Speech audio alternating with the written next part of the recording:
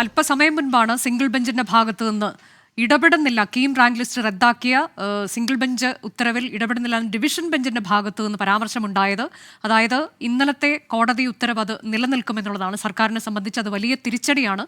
ഞാൻ അതിഥികളിലേക്ക് എത്തുന്നതിന് മുൻപായി ഒരിക്കൽ കൂടി ഞങ്ങളുടെ പ്രതിനിധി വിഷ്ണു സുരേഷിലേക്ക് പോവുകയാണ്. വിഷ്ണു, ഇന്ന് സർക്കാരിന്റെ ഭാഗത്തുനിന്ന് വിശദമായി തന്നെ ചില വാദമുഖങ്ങൾ ഉന്നയിച്ചിരുന്നു. അതെന്തൊക്കെയാണ്? ഇന്ന് കോടതിക്ക് മുന്നിൽ സർക്കാർ കോടതിയെ ബോധ്യപ്പെടുത്താൻ ശ്രമിച്ച കാര്യങ്ങൾ എന്തൊക്കെയാണ്?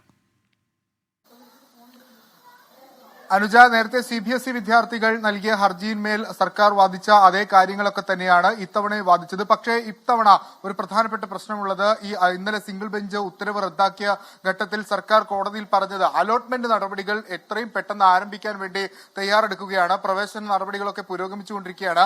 അങ്ങനെ ഒരു ഘട്ടത്തിൽ ഈ ഒരു ഉത്തരവ് അത് വിദ്യാർത്ഥികൾക്കടക്കം വലിയ തിരിച്ചടി ഉണ്ടാക്കും തുടങ്ങിയ കാര്യങ്ങളൊക്കെ ബോധ്യപ്പെടുത്താൻ ഒരു ശ്രമം സംസ്ഥാന സർക്കാരിന്റെ ഭാഗത്തുനിന്ന് ഉണ്ടായിരുന്നു. പക്ഷേ അതൊന്നും കോടതി മുഖവരക്കെടുത്തില്ല. ഇതിൽ ഏറ്റവും പ്രധാനപ്പെട്ട വീഴ്ച സംഭവിച്ചത് ഈ പ്രോസ്പെക്ടസുമായി ബന്ധപ്പെട്ടുള്ള വിഷയങ്ങളിൽ തന്നെയാണ്.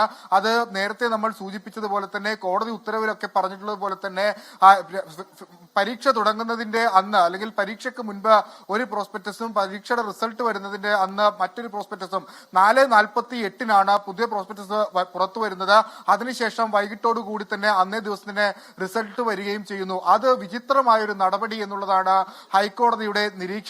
ആ നിരീക്ഷണം തന്നെയാണ് സർക്കാരിന് തിരിച്ചടി ഉണ്ടാകാനുള്ള പ്രധാനപ്പെട്ട കാര്യവും. അതോടൊപ്പം തന്നെ ഈ പ്രോസ്പെക്ടസുമായി ബന്ധപ്പെട്ടുള്ള കാര്യങ്ങൾ സർക്കാർ വരുത്തിയ ഒരു വലിയ വീഴ്ചയും അതിൽ ചൂണ്ടിക്കാണിക്കേണ്ടി വരും. സർക്കാർ അതിനെ സബ്ജക്ട് എക്സ്പേർട്ട് കമ്മിറ്റിയുടെ നിർദ്ദേശപ്രകാരം ഞങ്ങൾ ചെയ്തു എന്നൊക്കെ പറയുമ്പോഴും അവിടെ വിദ്യാർത്ഥികളുടെ ഭാവി പരിഗണിക്കുന്നതിൽ ചില വീഴ്ചകൾ സംഭവിച്ചിട്ടുണ്ട് സംസ്ഥാന സർക്കാരിന് എന്നതായിരുന്നു സിംഗിൾ ബെഞ്ചിന്റെ നിരീക്ഷണം. അതേ നിരീക്ഷണം തന്നെ അല്ലെങ്കിൽ ആ നിരീക്ഷണത്തിൽ ഇടപെടാനുള്ള ഇല്ല എന്ന ഡിവിഷൻ ബെഞ്ചും വളരെ കൃത്യമായി വ്യക്തമാക്കുകയാണ്.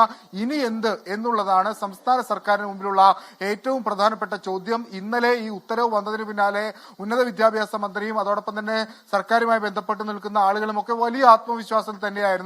അപ്പീൽ പരിഗണിക്കും, പ്രത്യേകിച്ച് പ്രവേശനമടക്കം നിലനിൽക്കാൻ ആരംഭിക്കാൻ പോകുന്ന ഒരു ഘട്ടത്തിൽ സിംഗിൾ ബെഞ്ചിന്റെ ഉത്തരവിന് ഏതെങ്കിലും തരത്തിലൊരു സ്റ്റേ ഒക്കെ ഉണ്ടാകാനുള്ള ഒരു സാധ്യത ഉണ്ടാകുമെന്ന പ്രതീക്ഷ ഉന്നത വിദ്യാഭ്യാസ വകുപ്പിന് ഉണ്ടായിരുന്നു. പക്ഷേ അതൊന്നും സംഭവിച്ചില്ല. സിംഗിൾ ബെഞ്ചിന്റെ ഉത്തരവില് ഇടപെടാനില്ല എന്നുള്ളതാണ് ജസ്റ്റിസ് അനിൽ കെ നരേന്ദ്രന്റെയും മുരളീകൃഷ്ണന്റെയും ബെഞ്ച് വ്യക്തമാക്കിയത്. അതിന് പ്രധാനപ്പെട്ട കാര്യം വളരെ സ്പെസിഫിക് ആയി തന്നെ ഇതിനോട് പറഞ്ഞിട്ടുണ്ട് സിംഗിൾ ബെഞ്ച് എന്താണ് അവിടെ സർക്കാരിന് സംഭവിച്ച വീഴ്ച എന്ന്. അതൊരു വീഴ്ച അവിടെ നിലനിൽക്കുകയാണ്. അത് പരിഹരിക്കുക എന്നുള്ളത് മാത്രമാണ് സംസ്ഥാന സർക്കാരിന് ഈ വിഷയത്തിൽ ചെയ്യാനാകുക. അങ്ങനെ ചെയ്യണമെങ്കിൽ 19/2/2025 പ്രോസ്പെക്ടസ് പ്രകാരമുള്ള റിസൾട്ട് സർക്കാരിന് പ്രസിദ്ധീകരിക്കേണ്ടി വരും. അപ്പോൾ നമ്മൾ നേരത്തെ സൂചിപ്പിച്ചതുപോലെ തന്നെ കേരള സ്റ്റേറ്റ് സിലബസിലെ വിദ്യാർത്ഥികൾക്ക് അതൊരു വലിയ തിരിച്ചടിയായി മാറും. ഒരു പക്ഷേ 2000-നകത്തുള്ള കുട്ടികളാണെങ്കിൽ അവരുടെ റാങ്ക് 4000-നടുത്തേക്കൊക്കെ പോകാനുള്ള ഒരു സാധ്യത ഉണ്ട് എന്നാണ് നമ്മൾ മനസ്സിലാക്കുന്നത്. അപ്പോൾ അവരെ സംബന്ധിച്ചിടത്തോളം വലിയ തിരിച്ചടി ഈ വിഷയത്തിൽ ഉണ്ടാകും. അതെങ്ങനെ സംസ്ഥാന സർക്കാർ മറികടക്കുമെന്നുള്ളത് പ്രധാനപ്പെട്ട കാര്യമാണ്. നമ്മൾ ഈ 1ാം റാങ്ക് കിട്ടിയ ആളുകളെയൊക്കെ അവരുടെ കുടുംബങ്ങളെയൊക്കെ ബന്ധപ്പെടുമ്പോൾ അവർക്ക് വലിയ ആശങ്ക ഇതുമായി ബന്ധപ്പെട്ടുണ്ട്. പ്രത്യേകിച്ച് അടുത്ത മാസമൊക്കെ ഇതിന്റെ പ്രവേശന നടപടികൾ പുരോഗമിക്കാനിരിക്കുന്നതിനിടയിലാണ് ഇങ്ങനെ ഒരു കടുംപെട്ട് കോടതിയുടെ ഭാഗത്തുനിന്ന് വരുന്നത്.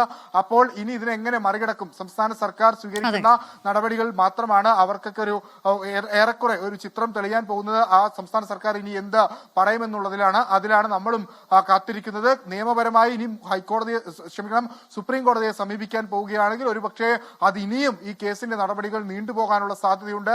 അത് പ്രവേശനത്തെ അടക്കം ബാധിക്കും. അടുത്ത അക്കാഡമിക് ഇയർ തുടങ്ങാൻ പോകുന്നു. വിദ്യാർത്ഥികൾ ഇതര സംസ്ഥാനങ്ങളിലേക്ക് പോകേണ്ടി വരും, അല്ലെങ്കിൽ അവർ അതിന് നിർബന്ധിതരാകും എന്നുള്ളതാണ് ഈ ഘട്ടത്തിൽ നമ്മൾ മനസ്സിലാക്കുന്നത്.